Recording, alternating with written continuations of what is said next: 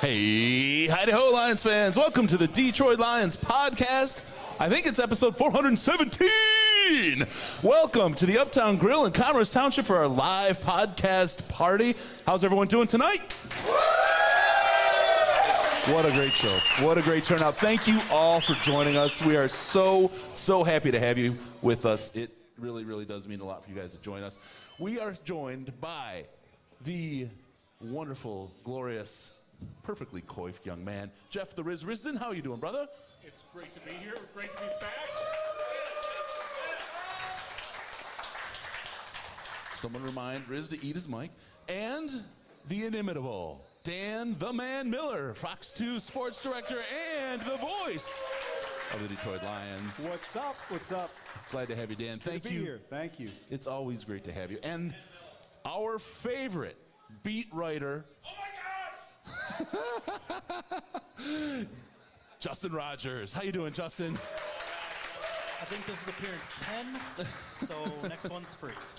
Next one's free. We've got the punch card. That's great. Justin Rodgers, we've told you guys, sometimes people don't like the writers telling it like it is. Justin's going to always give you the straight dope and no spin, and that's why I like him. He is who he is all the time, and he's comfortable in his skin, and he hates it when he gets highlighted like this. So it's one of the things that I love to do. So love Justin. Give him all your love and clicks. We've got a great show. We're going to talk about a lot of things. I want to kick it off really quick with an announcement about what we're doing for St. Jude. We talked about this global competition. We had a teaser video out there. We're going to fill you guys in and gals on some of the details that we have. This is an event that I think, Riz, you've heard the details. You said it's a really cool thing. It's pretty dang amazing. And by the way, all credit on this goes to Chris. This was his brainchild. He's made it happen. He's done all the legwork on it. I've just basically been a yes man, saying yes, that sounds good. Yes, that sounds like fun. And y'all are gonna love this. Yeah. Well, thank you. What we're gonna do? Does anybody remember the old road rallies where we'd run around and find clues and all that kind of thing? Well, we started out thinking about that, and we were like, how can you do that? I mean, it's great if you do it in one market, but we have listeners everywhere. I mean, what's the big country, Riz? Is it Guam? That's right. We have listeners around the world and want to make sure that they can take part as well. There's so many people interested in the NFL outside of the U.S., so we wanted to give them a chance, and to give them a chance to win some of the swag packages that we're putting together with the help of the Detroit Lions and some of the other great businesses around the Detroit area and that are involved with the Detroit Lions. So we're coming up with this road rally. The idea is that you will form a team of 4. There'll be an entry fee. That entry fee will all go to St. Jude. We're going to run this for about 4 hours live during the St. Jude telethon.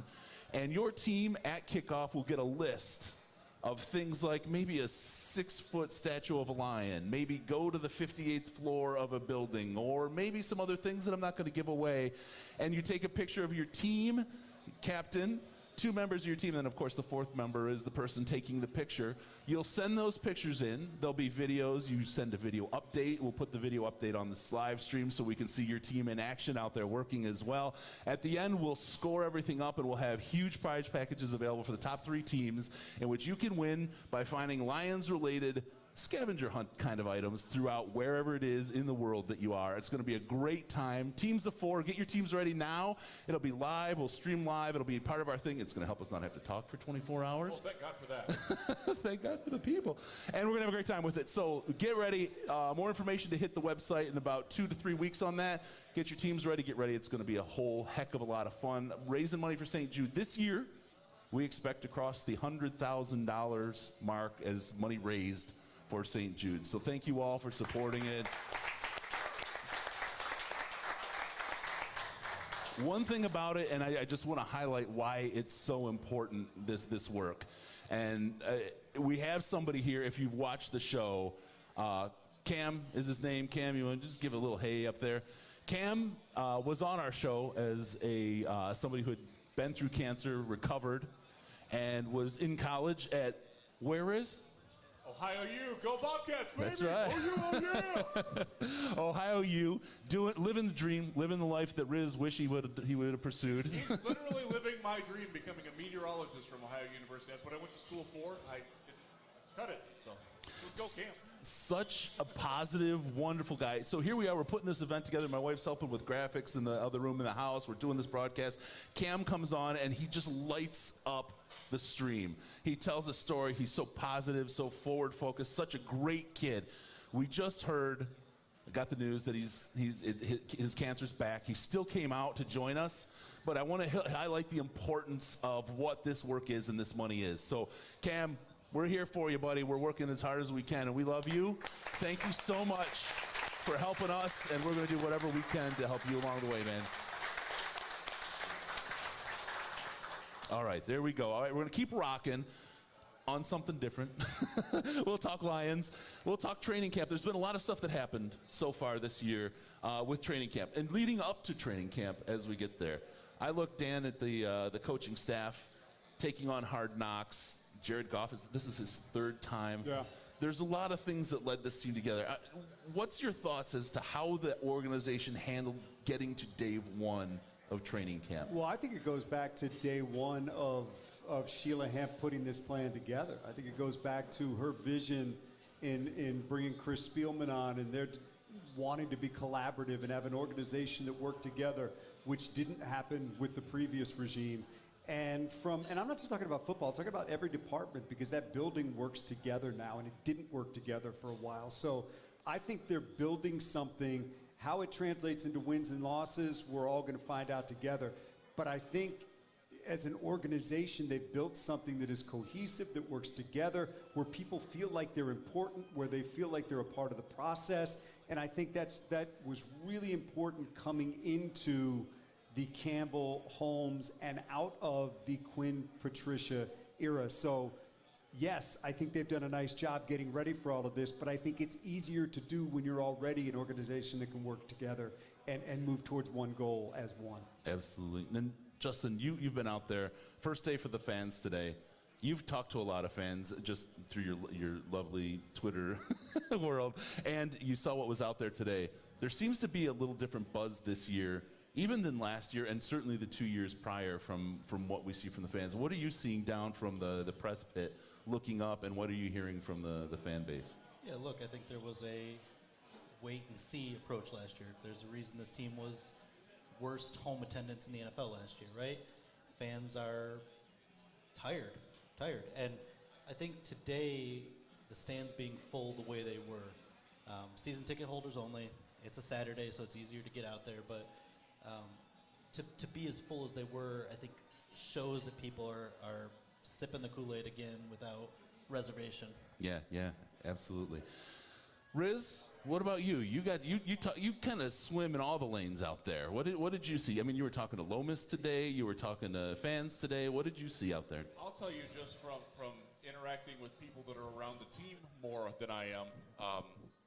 Talking to Justin and Dan and some of the other guys who cover the team and some of the guys who work for the team and are here. There's a different energy to it. There's a different there's a feeling that what they're doing isn't futile, or there's a common goal. Kind of what Dan said. Dan Campbell loves to talk about how everybody's cut from the same cloth and how they're trying to find people with like-minded values.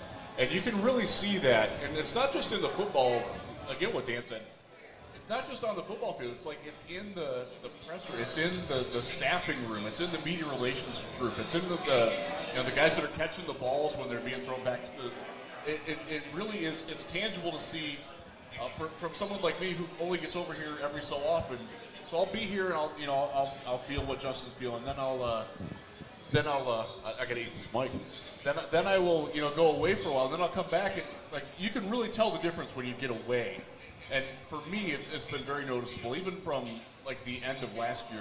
I came for Thanksgiving week last year, and that was the last time I was exposed to it. And from then to now, even the feel in the building it's buzzy. Is the best way to say it. I was explaining this to somebody. I was talking to some fans out here beforehand, but Patricia created an environment where everybody was walking on eggshells. It wasn't that they weren't working hard on the field, but there just was a lack of comfort between departments within the building, and that translates negatively in terms of the effort you ultimately give on a day-to-day basis. And I don't know, there was last year I was walking by and it was kind of end of practice and everybody else was gone, and I stopped and I talked to a film guy for like 5 minutes. Like, he stopped me. We had a funny conversation about me flipping off the camera a couple years ago, and he had spotted it. Like, but to even have that interaction showed how much more comfortable everybody else is in their own skin right now, and that translates just in happiness within the workplace, and that matters. It absolutely matters, and we've seen how it doesn't matter, and I think unfortunately we've seen the worst of it with Matt Patricia. Like, I've covered a lot of organizations. I've covered a lot of bad organizations.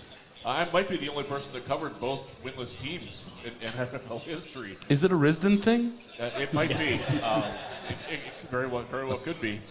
And like, I know dysfunction when I see it, and this is different. This is real. This is progress, and it was much needed. I think one of the things that kind of backs up what we're saying was this past off season. I think many times in the past, and Justin, you've been through this, I don't know how many times, all the kind of fits and starts, but they didn't go out and try to get, 3 big free agents. They didn't even really go out and try to get 1 big free agent. They're trying to build this thing with a foundation from the ground up. They don't want to take any shortcuts. They want to do it the right way. They want to do it with development of their own players. It's been proven that it's really hard to do it in free agency unless you're just trying to get the final piece in there. And I thought that was just a really strong statement by the organization. Now, again, it has to work, but I thought it was just a show of conviction of the way that they want to do things this past offseason. Because I'll admit, I kind of waited and thought, okay, they're going to go out and do something. They got all this room, and it really didn't happen. It's more about their guys, their coaches, their development. I think you knew it was different, right? Because every coaching staff brings in their own guys. Vanden Bosch and Tulloch and Great, yep. Trey Flowers and on and every on and other on. 15, 20 Patriots guys. But, I thought Marcus Williams was in play this year, and I thought it would have been a great fit, right? Like, that's one you actually justify because it's a kid entering his prime that's produced at a level. But, like, the fact that they didn't really pursue that kind of tells you it's different, right? It tells you that they're trying to build it a different way and not force an acceleration unnecessarily, incremental, long-term, and we'll see if it works, but it's different, and it's easy to appreciate from the outside looking in. So let me ask you this, Justin, on that point. Do you think that's coming from up above, Dan and Brad? That sort of patience? No, I think the autonomy is fully there, and they're in it in lockstep, right? Like, you say final decision. It's Brad Holmes' final decision, but that's like a 51-49 thing. Like, they're deciding together, and Holmes said something along the lines of, like, I'm not going to make a decision Brad doesn't want because what's the value there? Like, you make your coach mad, you give him a player he doesn't want, he's not going to use him. Like, you have to be in sync, and they are. Good. That's good to hear. I like that. Thank you. Yeah, and I think we've alluded to that as part of the team as far as leadership styles. We won't go too deep into it, but it's this servant leadership mentality. There's a difference between Matt Patricia leading this team, and I'm not here to drag him at all, but Matt Patricia and Bob Quinn were the pair that had all the decisions, and nobody else really, frankly, mattered as far as decision making. What they said went, and that's what they said go. What they said went, and that was the bottom of of how things were going to go. This team is collaborative. I mean, you see Dorsey, you see Spielman, you see Campbell, you see all of these people making recommendations. They're getting listened to. You saw at the Senior Bowl when we were there, right, with Deuce Staley taking over coaching duties, and how the team elevated players. I'm certain, just like the Lions pulled Hard Knocks, they pushed Jim Nagy at the Senior Bowl to say, we want to see the elevation of these other coaches and see what they can be. Who doesn't want to operate in an environment when they can grow and show what they can do and be the very, very best that they can be? And that's what that type of leadership does, is it brings out the best in people. It's that trust. And hey, if you make a mistake, you own it and you move on. I think that's what you see here versus stop slouching and listen to what I say because I won the Super Bowl. I made the best call ever. But I also think that this was the plan from the beginning. I also think that this is what they said they wanted to do and how they said they wanted to do it, and maybe they didn't know exactly who the voices would be other than Holmes and Campbell. And then they bring in, as you say, Dorsey and Spielman and Agnew and all the guys and give them a voice. I think ultimately, as Justin said, it comes down to Campbell and Holmes once they amass all the information and decide how they want to do it. But I think these guys decided from the beginning, this is how we're going to do it. We're going to draft, we're going to develop, we're going to give them to our coaches. We believe in our coaches. That's the one thing from day one that Dan Campbell has really been praised for, was the coaching staff that he put together. I think the work they did last year with some young players really backed that up. But I think this has been the plan all along. I think the interesting thing to me is I look at the way that the Rams did it, where he came from, and I just wonder if there will come a time when they're closer, if they go all in and you do start seeing some dollars flying. And I don't know the answer to that. And maybe you won't need to do that, but it just kind of strikes me that that was where he's from. And he's talked about the fact that they were comfortable not having draft picks and things like that. They're not there yet, but I just wonder, Justin, down the road, if that might be something that we might see. I think it's funny you say this was the plan all along, right? Like, and you learn in this industry that you always hire the coach that's different than the one you had last. Yes. Like, in the exact opposite. And Yep. I think I was a little closed-minded in that regard, that I was thinking offensive mind, and like the league is moving, right? And really it was personality. Yes. They went and got the opposite personality coach, and that's what you're seeing. I'm not ready to talk about trading 2026's draft picks yet. I'm still worried about 2022. It could happen, but Yeah, let's focus on But this year. it's look, if they win, then the way that Patricia did, it's fine. They didn't win. Absolutely. And when you don't win, the things that you do are questioned. I mean, that's just the way it works. And it just never worked. I mean, with Schwartz, you can say they had some things going for a while. With Caldwell, you can say they had some things going for a while. Yep. With Patricia, nada. And I'll tell you, And when you do that, everything you do is then magnified. Yep. And the Darius Slay story becomes much bigger. The Snowgate becomes much bigger. And the being Hill, late for meetings Mount becomes Patricia. much bigger. The Hill becomes everything becomes bigger. It becomes bigger when you win, Yeah. and it becomes bigger when you lose. It sure does. But here's where I think the gap was, because Schwartz, he had his own things. Caldwell had his things. People loved him. The players loved him. They would have gone. They would have run that hill for him. But there's an authenticity piece that wasn't there with the players and Patricia. And when you have somebody that you don't feel is being honest and authentic with you, you're not willing to go to the mat for them. So it's really hard to make that work. And that's one of the things, I think, as you talk about the rebound with coaches and regimes and the personality, I think part of the rebound was we can't have somebody who's pretending to be a coach or pretending to be what they think a coach should be. We need somebody who is truly, and with Dan Campbell, if you want to look at what authenticity is, he is who he is 100% of the time. And I think that's one of the things that nailed it for him to bring those guys in the locker room to be his guys. From the start to the end of last season, nobody faltered on Dan Campbell and that team. And I think it's because he is true to himself. Look, they lost a lot of games, but the players didn't give up on him. Did you see the shot yesterday of Josh McDaniels lighting up the player on the field? Yes. I looked at that and I thought, did you not think right away, we've seen this Yes. before? Yep. I mean, Yeah. Stood out right away. and look, Another job. he's Can't gonna believe it. he's gonna win or lose on his own, and I'm not saying this dooms him to anything, but it just reminded me so much of things we had seen in practice before. They can't help themselves. One of the things Dan said this yesterday was that he talked about guys who are attracted to ending the SOL, the same old Lions thing. And that's something I remember when Bill O'Brien, who was weirdly cut from the same cloth as Patricia, when he got to Houston, he wanted that. He's like, nobody's ever won here. I want guys who want to be part of that first team that wins. And it's a selling point, but it's not a selling point for every player. And I think Dan has a real keen sense of who's in on that and is attracted to that. And I think they did a good job of bringing guys like Deshaun in. I think Deshaun's all about that, Deshaun Elliott. I think you see DJ being all about that, especially after what he went through in Jacksonville. And I think that is a recruiting tool. It's kind of weird to like, oh yeah, we've been terrible forever. Come here and be part of it. But the way that Dan sells it and the way that they embrace it, I think it's going to work for him. But let me throw this to Justin, because you've been around a lot of them. And I've had a lot of players say that to me over the years. Campbell's the first head coach that I have seen just outright embrace it. Yeah. Just outright say, bring it, we understand it, we know how to change it, we know the way it has to be changed. Fans often want these coaches to embrace the history.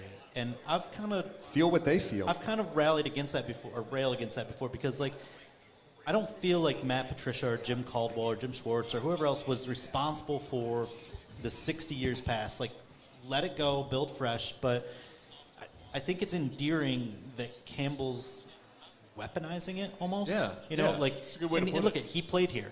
Like, he was part of it. He felt it from that perspective. And now, like, I think people are embracing the fact that he's embracing it, right? You know, it is what it is. Like, the history is what it is. There's nothing he can do about it to change the history. He can only change the present, but he's using it as fuel, and I think fans like that. Awesome. Really quick, I got a shout out to, this is going to be odd, but Adam from Woodward Sports in the room has been just cranking the snot out of the super chats while we're sitting here. Thank you, Adam. If you're, I've seen the chat. If she gives you any troubles, we'll try to we'll cover for you. We'll say it was something different. So thank you, appreciate that. Yes. All right, so we kind of talk about what the leadership was and what it took to bring the team to where it is. Training camp starts. We've seen, the camp battles are always exciting. There's a lot going on. I think, of course, Jared Goff is always a point of conversation. He's the guy that grabs the ball every play. What's the thoughts? Have we seen further development or changes from the end of last year to training camp from Jared? And it's early, right? But you can sometimes pick up on some of those changes. Riz, I'm going to throw it to you and say, what have you seen out of Goff that is frighteningly the same or interestingly different since last year? So there was a 3-play series yesterday. Friday. They blend together. Yeah, they really do. Where I saw one pass, and I think, Justin, you and I were standing together when they were in the red zone, and he had Trinity Benson in the corner, and he didn't see him. And, like, Trinity went back to the huddle and said, or it was said to Goff that he had him. And then the next play, you could see Goff being a little bit more, like, careful about where he was looking. He didn't go with his first read. And just, he was really good in that drill. The offense killed the defense in that drill, other than one specific play. And I think that that's something where last year I'm not sure that he was as, he was certainly bought in, but I don't think that he took the mantle of the responsibility that, like, hey, this offense really does run through me. I think he's embraced that better, and I think it's helping him realize that I've got better weapons. I can use these guys, and I should be using more of these guys than just trying to take the easy route all the time. And we have seen him make some more difficult throws when he's had easier throws presented to him. And for me, that's incredible progress, because that was something that anybody who's listening to the show, y'all know this. I harped on that a lot. Like, stop taking the easy throw. Like, I know that's what you want to do, that you don't want to make the mistake, but you can't be that guy and win. You've got to take some chances, and I think he's done a better job of recognizing that. Proof that it all blends together. Yeah. Tim Boyle also missed Trinity Benson Yes, in he the end zone, and that's the first thought I went to was that play. But look, like, There's been a lot of missing. Jared Goff had every right to be kind of in a bad mood with his team abandoning him last year and trading him unexpectedly, and then he gets here. And your wide receivers are Cut. Tyrell Williams, Brashard Perriman, and a fourth-round rookie who was the 15th, 17th, whatever wide receiver drafted. And Brashard never cared from day one that he got back. He wasn't. It was clear from minicamp that he wasn't going to make the team. Yeah, for sure. And then you lose your left tackle in training camp, and then you lose your Pro Bowl center in week 4. And it's like, how is this going to work? Like, and it didn't work. It didn't work until Josh Reynolds got here and Decker got back, and you saw some signs. Amon-Ra obviously broke out. Goff has weapons this year. You know, I don't think we've fully seen it with DJ Chark yet. You know, I think that's coming. It's getting there. Sure. Obviously, Jamison Williams, who knows when he hits the field, but they've invested in that. The offensive line is healthy. If he can build off of the way he finished last year in the final, I don't know, 5-6 games, with the weapons, obviously he's very comfortable with St. Brown, he's very comfortable with Hawkinson, he's very comfortable with Reynolds. If he can incorporate those new pieces and get a little bit more out of the run game that was still kind of good last year despite all the moving pieces, like, there's no reason to think this offense can't be, at the very least, middle of the pack, which is massive improvement. And if it's not, I think it'd be a massive disappointment because everything is right there. It's all there. There's no reason this offense shouldn't be good. If it's not good. And we didn't even mention the coordinator change, right? Yes. Right. Yes. Whom everybody seems to be very comfortable with. But I think, you know, you both kind of touched on it. I think sometimes we expect performance and we take the human element out of it. And I think, Justin, as you said, he was dumped by his former team.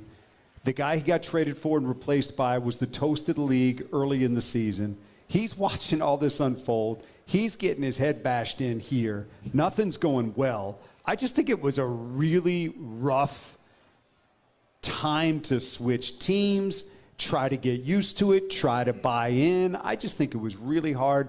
I think, look, now, Jared, you got the weapons, you got the line, you got the running game, and it's not, you know, we'll see in the end if everybody develops and plays and stays healthy and all that, but it's all there for him now. And I think he's in a much better place teammate-wise, as a person, and just as somebody going through life day to day. Just got engaged. I think he's in a great place right now. And I think this is the time when Jared Goff's going to prove if he is a starting quarterback in the NFL, which I'm sure he's heard a lot of people say that he's not.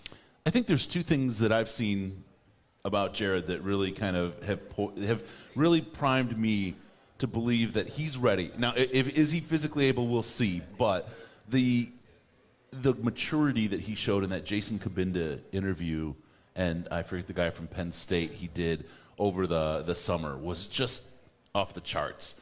And we were talking today about this is his third Hard Knocks. I think watching 1, then 2, then 3, you're going to see a completely different guy along that way. That progression and maturity path that he's gone on and that journey he's done has been really, really interesting. And then the other thing, and this is absolutely a hypothetical, but I started thinking about it in the context of, you know, you go to boot camp. I don't know that any of us did, but you go to boot camp and you get broken down so you can be rebuilt in the way that they want you to.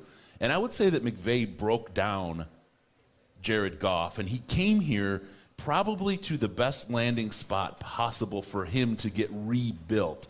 Will this offense work? Is this the right offense? You know, Aylin early, and then, you know, we move on, right, to Ben Johnson.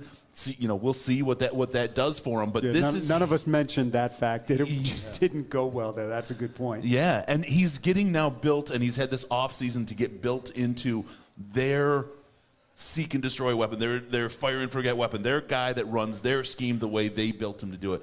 It is absolutely a prove-it year, but I think this is the ideal opportunity for Jared Goff. I can't imagine that at 27 he's lost the physical traits he had in that Rams-Kansas City game. That one of the best games I've watched in the last 10 years in the NFL. That game was incredible. I can't believe that he's lost that physical talent in that amount of time. He had, you know, we looked at the data when he had Cephas last year or he had Reynolds. He was a completely different quarterback as far as turnovers, yards, first downs, the whole thing.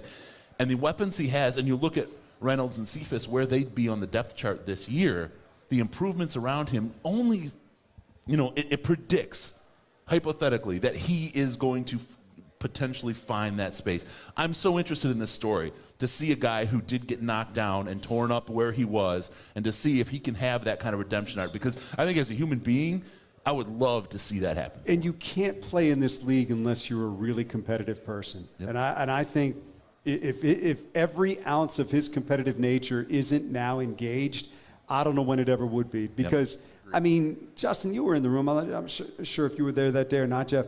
I mean, he's sitting there taking questions about whether or not they're going to draft a quarterback at his press conference. And not that they're not fair questions, but that's brutal, man. You're sitting there, you've won playoff games, you've been to a Super Bowl, and now you're being asked, are they going to draft a quarterback to replace you? And he's just like, I don't know, you ask them. But again, I understand why they're being asked, but I also look at it from his point of view, and I'm like, man, you just got to want to scream from the mountaintop, but have to do it with your performance that I'm still capable of doing this in this league. Well, we've seen it. Look at it with Alex Smith. We saw it with Joe Flacco, and I think those are two quarterbacks of the same ilk, right? Like the same kind of quarterback. So two teams that landed franchise guys. There's a reason we're asking those questions, right? Obviously. Yeah. Looking at Goff's history, there's two things where he's a lot better. When the play action's working, which means your run game's working, and when he faces less pressure.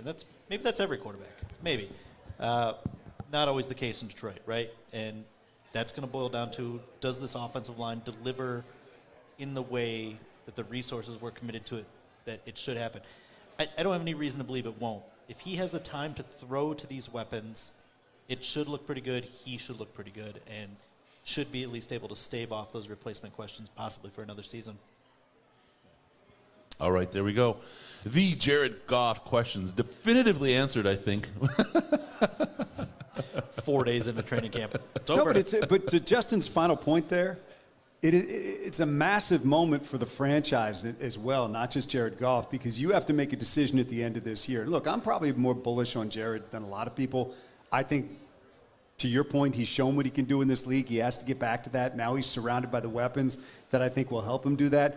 But whatever happens this year, when you get to the end of the season, you have to make a decision as to whether or not you want to go another year with Jared Goff or go out and get another quarterback. And that's a huge decision because windows aren't very big in this league. Yep. And you got to find out if you want to do that. So it's big for him.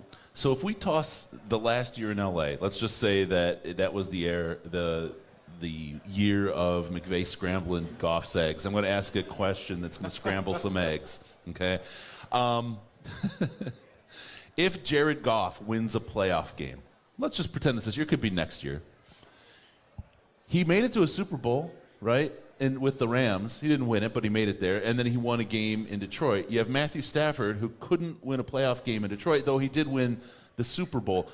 What's the reaction of Lions fans at that point? What's the reaction of, is Jared Goff the guy? Do they finally give him the break as the quarterback, or do they leave him be? Well, that's a great question. I think it depends on what it looks like.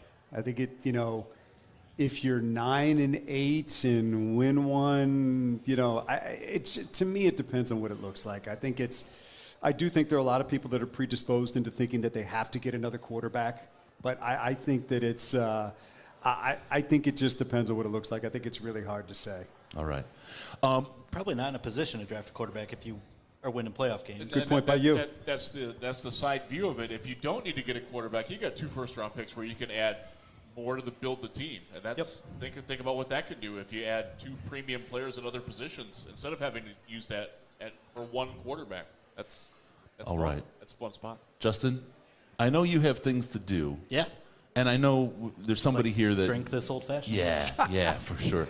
We're gonna do a quick substitute. It's a little bit like hockey, but we're talking football. We're gonna bring in the one, the only, Jerry Jacobs, cornerback from the Detroit Lions.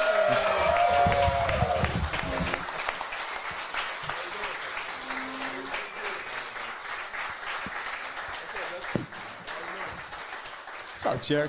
How you doing, man? Good to see you.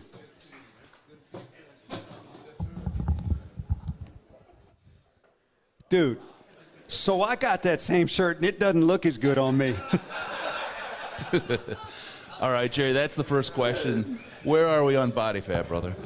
Yeah, 7%. 7%. I was going to say low. I believe it. He's looking good, man. You're a little bit thicker than last year? Did you put on some? No, I actually lost weight. I was 205 last year. I'm like 195 right now. Did you want to lose it? Yeah, I want to play at this weight right now. What did you feel like would be different? I felt a little heavier, so I feel like I could be more smoother, out of breaks and stuff like that. So I just want to be a little smaller. think we should probably start with where you at? How you feeling? I feel great, man. I ain't really got no date on when I return, but it's going to be soon. But just taking it one day at a time, just attacking it. I'll be good, though.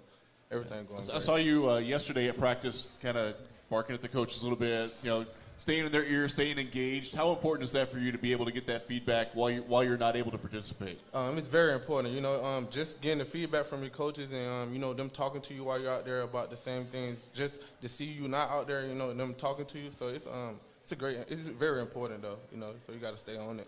Let me ask you, today I saw you, right? There's two different Jerrys I saw out there. Right. One, as they were doing the reps early, every single play, every guy that came back had a different handshake. You had the whole thing, the Okudah, right, the whole thing going on. That was cool. And then they went to the harder practice, and you stood there, and you were just coiled. I could tell that you were just like, you wanted to be on that field. How does that feel? I mean, you've got to be close. You've got to be ready to get out there. I mean, are you ready like today if they'd let you go? Man, hey, coaches know, man. They see me every day, and they come up to me just like, tell me take it one day at a time, because they know I want to be out there with the guys, and compete.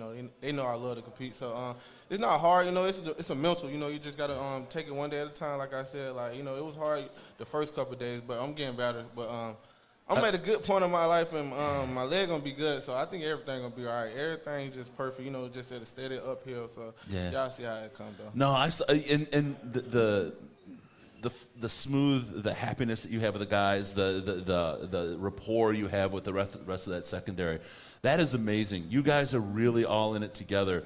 Talk about that room. What's the sense in the room amongst the guys? Man, we coming together. I feel like we're going to be real great. I ain't going to keep talking about it, but I think we're going to show you guys the connection.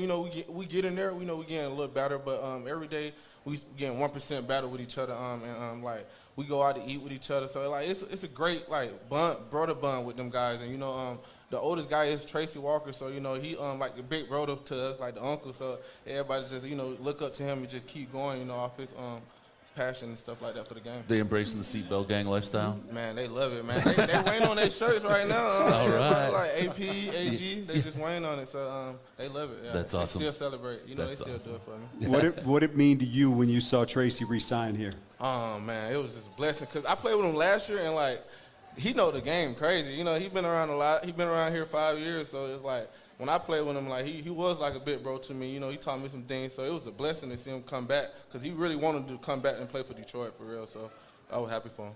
For teams to be successful, they need stories like Jerry Jacobs. You need to find guys that your coaches then take, develop, maximize, and all of a sudden you look up and here's this undrafted guy who's a starter, who's playing well, and just kind of give me your thoughts on that journey.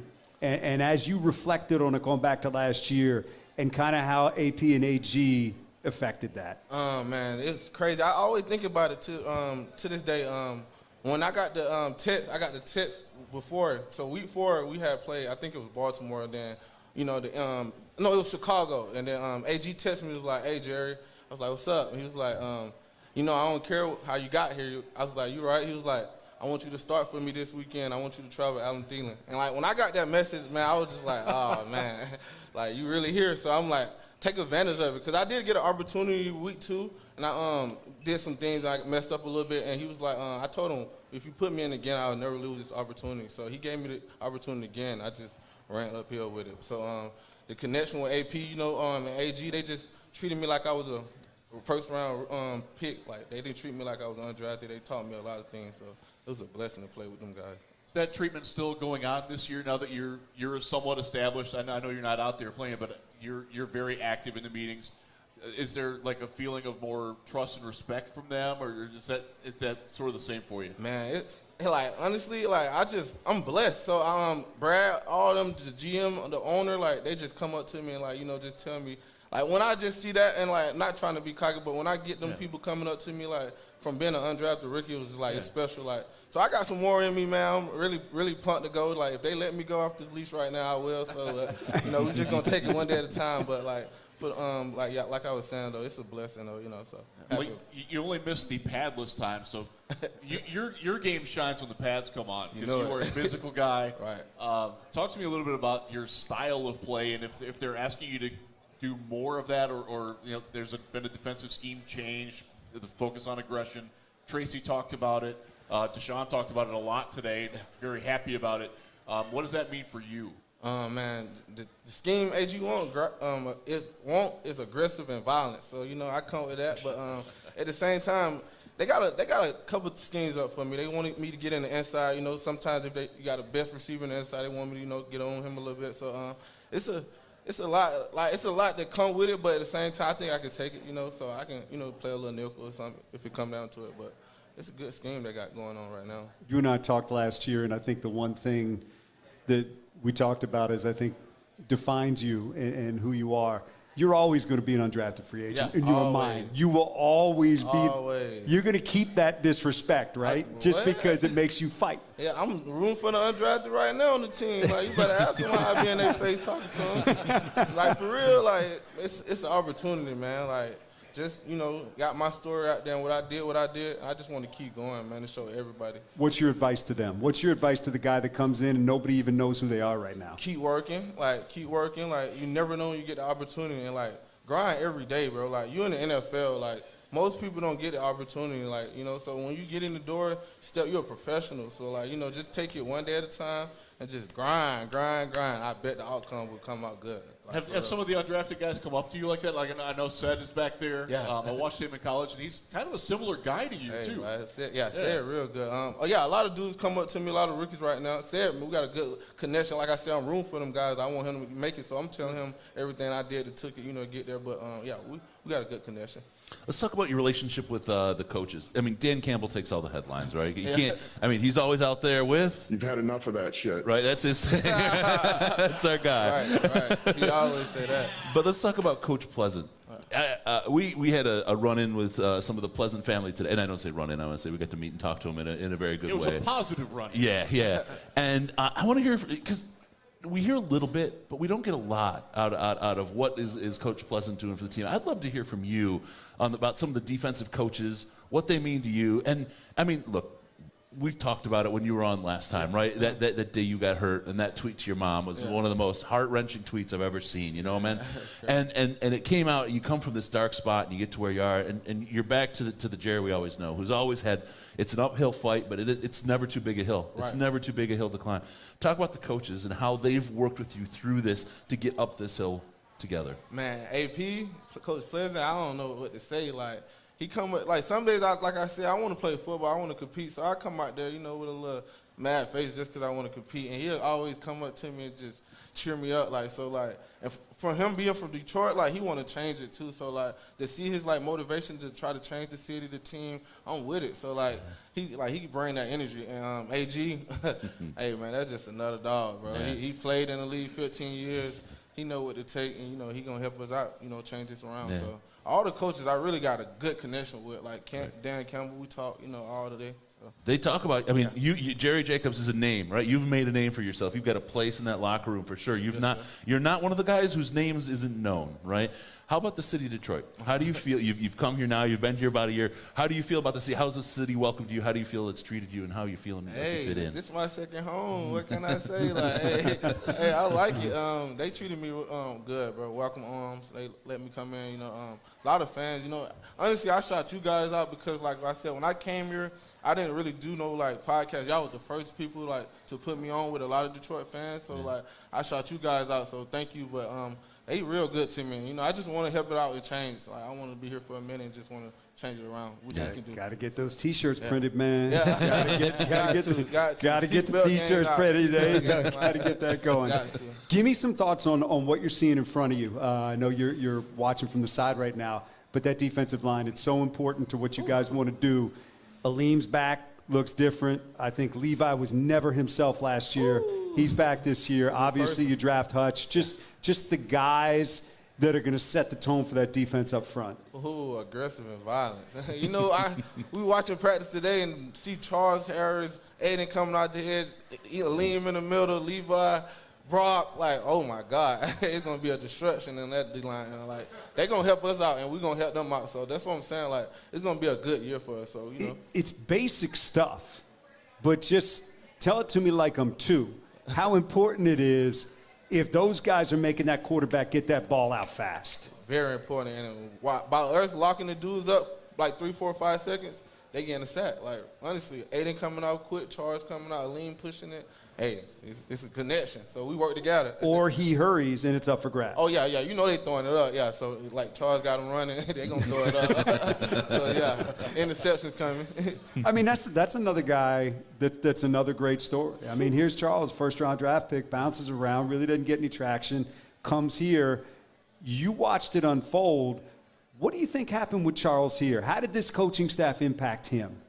They just told him when he got here, like, they care about what happened, like, you still, like, a good player, and they just want to help him out. So once he got under AG scheme, he taught him some things, and he went crazy. And I look up to him, too. So, like, we had a good connection last year. So I think he's going to be a great player, a really great player. Yeah, he's off to a good start. Just, I got to get excited about Aleem. Fellow rookie last year. Yes, sir. Just talk to me about, like, he's a hell of a guy. Great person, good people, good music. He got to, y'all need to check him out. Hey, he can get good on that mic. Good people. Definitely. Yeah. We need somebody on the mic, Riz. Yeah. I gotta eat it again, don't I? My bad. Award-winning broadcaster. I'm the one that needs to get told. That's beautiful. Oh, man. That's a guy, though, that could take a big step this year. Yeah, Because you could see it coming towards the end of last year. I mean, big guys like that, they mean so much to a defense. Yeah. Big picture. Yeah, and I think we talked about him a second ago, but the guy I'm really excited about is Levi, just because he was never right last year. His body looks different this year. And I think I just remember draft night when he was on the phone with all of us, and he just said, "I like to blank up." Yep. He just kept saying it, and it never happened last year. But I know he's got to be fired up to come back this year. That's all you're doing right now. Yeah, that blank up. We can say I know fuck the shit words here. you're saying, but you're doing that right now. You're doing it right now. Has Aiden jumped out at you at all? Oh, that's my guy. He's real good. Have you not jumped out on tape? Check him out. Yeah, no, we've seen some things, but I mean, I know you look at it from a different point of view than we do, man. so I just wonder what you're seeing. The ball is crazy. So it's going to be easy to play behind him, isn't it? Wow, it is. We're going to connect. And connection. One of the things that Aubrey has talked about and AG has talked about is you guys getting the ball more, an emphasis on getting the ball back. Aggressive, got to get it. And just talk about, like, I know you're not active in it, but I know you're engaged in it too. Like some of the things that they're like trying to do to make that happen. Run to the ball. Like I said, violence, aggressive. That's how you're going to get it out. Everybody, whole 11 to the ball. Just like, that's all he say. Like, I don't know if I can say anything about AG, but I can say he's just aggressive. Like, he gonna go. Do you? You're probably not old enough to remember him as a player, and I say that. We watched his highlight tape, man. Tracy is that right? Sat down and watched his highlight tape. Good. I was just asking. He took a lot of. He's real good with AG's game. Whoa, yeah. He told her we can't take it, but we can get a little something. Yeah, we watched the tape. He good. Oh, man, that's funny. I know you and Jeff Okudah had a great relationship as you came in, and you were like, I'm going to stick to this guy. And his story last year was heartbreaking. Yeah. From an injury perspective, yours, was just amazing. Number 3 rookie cornerback in the frickin' league last year. Yeah, you were yeah. by PFF. Yes, Incredible. And then the injury. Yeah. You guys, again, brothers, in less familiar, less happy place, right? Yes, sir. What did your offseason, how did you grow together? Did you work together? What was it like together coming up and coming back from those injuries as the offseason progressed? Man, we still, that's my guy. We still tight. Like, just because we, we play in the same position, we still tight. But we linked up in Atlanta. Actually, he's been working in Atlanta. He's doing real good, bro. Like I said last year, I'm going to repeat. He's going to have if he stay healthy like I tell him every day, like keep going, he gonna have a breakout season, honestly. But we got a connection. We linked up in Atlanta. We did a couple things, but I ain't really full to clear to go. So when I do get that, we're gonna be at it right at every weekend. He was all over Cephas today. The two of them, Cephas put a shoulder in, and he came back and put Cephas down. I'd love to see that fight in Jeff Okudah today. I think this is a guy who, a little bit like Goff, hasn't really gotten the shot that he deserves in Detroit, and I think this is really his year. I thought last year was, and it was unfortunate how it ended, but boy, he came back, and his rehab and the work he's done, his Instagram. Right. Whoa, what this guy is in. And he's, stuff that you put out on Instagram and Twitter and the inspirational stuff. I mean, he's living your words. Right. That's my Does he guy, know that? man. Yeah. That you're telling him what to do? No. I don't tell him what to do. No, we bros. Like, we help each other out. Like, if I see something out there while I'm not out there right now, I tell him. He respect it. You know, he taking it. He go try to change it. So, like, if he tell me something, I do the same. But we just got a good connection. Like I said, he helped me out last year. Yeah. Like, I'm going to continue to call Big Bro, but even though I'm older than him. But I knew it was come out. It's crazy that this is his third year. It's your second year, and you're older than him. Hey, hold up. You forgot Chase Lucas. Chase Lucas older than all of us. Chase Lucas older than all of us. But, hey, I'm just playing. Yeah, Amon Ross said he played against Chase forever. He said Chase was there for the whole time. Yeah, he was around. But Coach called him out today and said he's a guy that's caught his eye and done some nice things. What have you seen? Yeah, he's doing good. He's doing good. You know, trying to learn the nickel position. They throwing him around at safety. So, you know, he's doing very good as a rookie. So, what's the biggest thing you learned about being a pro? Because guys don't necessarily come into this league understanding what it takes to play in the National Football League. Yes, sir. Just like you said, this is a job. I had to figure out that. Like, you know, it's 9 to 5. So just come in. You know, you got to work. It's football at the same time. You know, it's something you've been playing, but at the same time, you got to go by the boundaries and the things they want you to do right. Like, it's still like, I can't really explain it, like, because I'm still on year 2, so I'm still learning it. But as I'm looking at it and going off that, it's just like, you got to take it one day at a time because, like, it's your job. Like. But very quickly you realize if you don't treat it that way, somebody else will, and you won't be there. You got people at home right now on the couch that soon, if you're not doing right, they can call them up. Like, that's how quick it is. Right. It's a business. Like, and I realize, like, it's a real business, so I ain't trying to, like, you know. Because, I mean, the thing is, too, well, and the thing is, the whole world opens up to you when you're a football player. Every door is open, and you got to realize I can't walk through that door. Yes, I got to do my work. Yeah, you got to. And you're in a good shoe. My bad to cut you off, but you're in a good opportunity.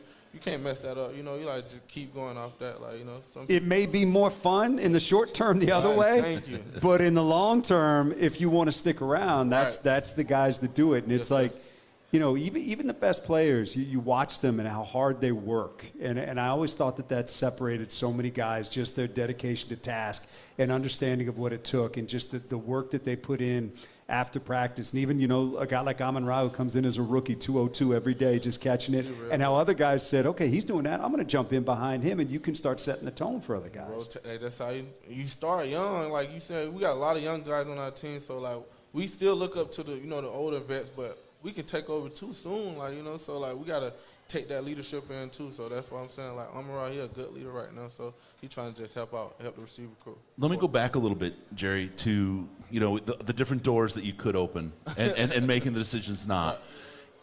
We talked about it a year ago in the summer before last season, how you wound up going to JUCO, right? And hey, there's some doors there that we opened, and hey, maybe we wouldn't open up. Right. And then you know, Arkansas State, then Arkansas, and you work and you just step up, right?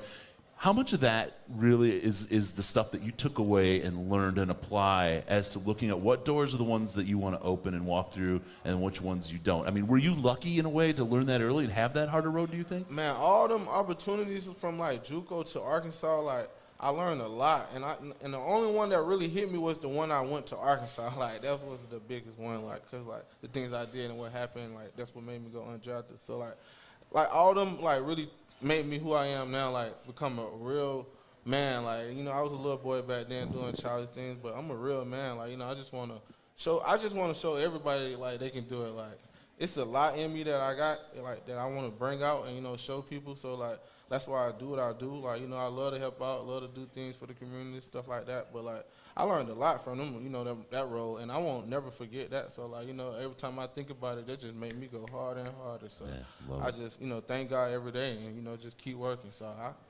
it's a blessing, though. Like I say, it's a blessing. I'm just happy. That's great. With all those stops, you saw a lot of coaches. We were talking earlier about Dan Campbell and the impact that he's had here. What does he mean to this team, and why does he work for this team? He mean a lot. He got that grit. Like, he wanna. Like I said, everyone want to change it, but as far as want to win and help change Detroit, I think he got it more in him. Like, for real, and like. But how does he treat you as a person, as a man, as a player? Because I think that's important to get you to follow him. Yes, sir. Yeah. He treats you like he let us be grown men. He not gonna baby us. He not gonna do none of that. And like I said, they played in the league. Like, So they know what it takes to stay and play longer and win games. So like he just want to treat us like regular NFL players. Like he don't do nothing special, nothing like that. Without naming names, do you have friends around the league that talk to you about their coaches and they're like, man, I can't. This guy's it might be a little bit, and it's not always that way. Right. So like you get a coach like that, you got to cherish it. So, yeah, he a great person, great dude. We see that. We see that in the way you guys treat him. What about the other way? Some of the guys you talk about and their curiosity about Dan Campbell and what he brings. Is there curiosity and maybe a potential, like you hear people saying, boy, that looks like a great guy to play for. Do you hear any of that around the league at all, or is it not that kind of talk? I've been seeing it, but when we actually won, when we won Minnesota game, like all my friends and friends from JUCO was just like, yo, bro, your coach is something like special, like.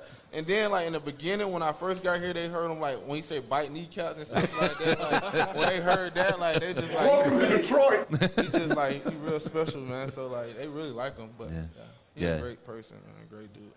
I've tried to explain to people, because they look at it and they say, well, that's one win. But what that Minnesota game meant to you guys.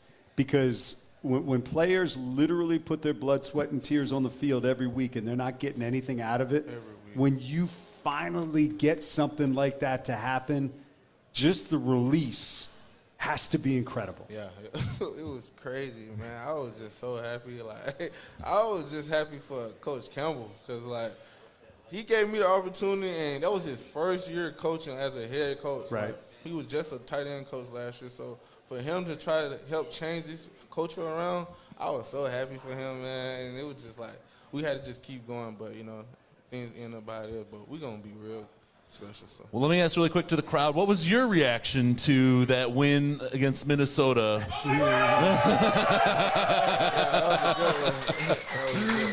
Absolutely. I know I was there with Andy, and he's got the club seats. He was able to share one with me and came for the game. And to be there, I'll never forget that moment. It was an absolute. We won the Super Bowl, right? Yeah, it was. It was a release. It was post-coital, like afterwards, like, oh my God, right? It was great. Oh my God, what a great time. So you guys got it going on this year. What's the sense? What's the sense of a change in attitude this year to last year looking at this season? We don't even look back at last season. We just trying to rebuild. We got like we said, we got a house right now. We just started over with. So we just going to take it, like I said, one day at a time, build that house. And we just trying to, go far. That's all I say right now for the team. So Yeah, that's good. All right. Last question, Dan? No, just in terms of looking forward, what you see from this team in terms of an attitude about this season and learning how to win. I imagine it's just, and I was talking to Taylor Decker about this the other day, it's just blinders. And it's just this meeting, this practice, this rep, and all those things add up to get where you want to go. You can't really look big picture. You can't right now. We just got to one day at a time. One day at a time. Everything going to be good. Just work. The thing I love about that is there's so many things in football that apply to life. Right. There's so many things in football that apply to life Every about day. working, doing things incrementally, and letting them grow into the big things. And I think that's a really cool thing about that you can apply from sports to whatever your profession is and wherever you want to get better. Yes, sir. You're right. The 1% better mantra that's going on. I love seeing you guys embrace that. It's a great way to be. Yeah, that's all we got to do. A lot of people down us right now, so we don't look at that either. Check us out. We're gonna be good. Damn right you are. Hey, we can't wait to see you back out there, man. I'm telling you, you were. I don't want to put a date on it how you were rushing, but I think well, no. But you were inspirational to us last year, and you know what else you were? You were a sign of what's right about this organization and this coaching staff now. When they take a guy, bring him along, from the bottom, and then we forget where he came from and just say, this dude can play. Yeah. Put him out there. He's one of the 11. You feel me? So like, I feel you. If you can see that, I want a shirt. I want a shirt. I like it. ZBelkin.com. Yeah, I like it. If you can see that, I like it. So yeah, we're gonna be real special, and when I get back, we're gonna be even very special. So, Do it. Yep. Do it. All right, with that, Jerry's got a lot. Let's thank Jerry Jacobs for coming out and joining us, right? Thank you so much. Thank you so much. Forward to the crib. Touchdowns. You're right. Jerry finished up at 7:15 tonight. He's got to be there first thing tomorrow, and he still made time for us tonight. So really big of Jerry to come out. He is like a special guy. Thank you so much. Thank you so much, man. Like I said, my bad to cut you off, but No. I just want to thank Detroit Lions podcast for real, cause like y'all mean a lot to me, and you helped me out with a lot of things, and we're gonna keep going. So thank you guys. All right. All good, Jerry. If you have not yet gone, go to seatbeltgang.com. Get your merch. I see Jacob back there. We got a couple in there. There you go. Get your merch. I think those are the see them first people celebrations? that Jerry's going to see to maybe sign something on the way out. Yeah, I will. I got you, my guy. Good deal. I will. Come on down. Yes, sir. Seatbeltgang.com. Jerry's merch. We're going to see some other stuff. Just keep your eyes open because there's a lot going on at seatbeltgang.com. Jerry, thank you so much for Thank you coming so out, man. much, I man. really appreciate everything about you, everything you've done for us, and it's a great lot of fun, man. You're a great guy. Thank you. All right. Thanks, Jerry. We're going to pause the podcast for about 15 minutes. We'll come back live with a closeout and a final stuff. Thank you, everybody. Hold on tight. We'll be right back with the Detroit Lions podcast.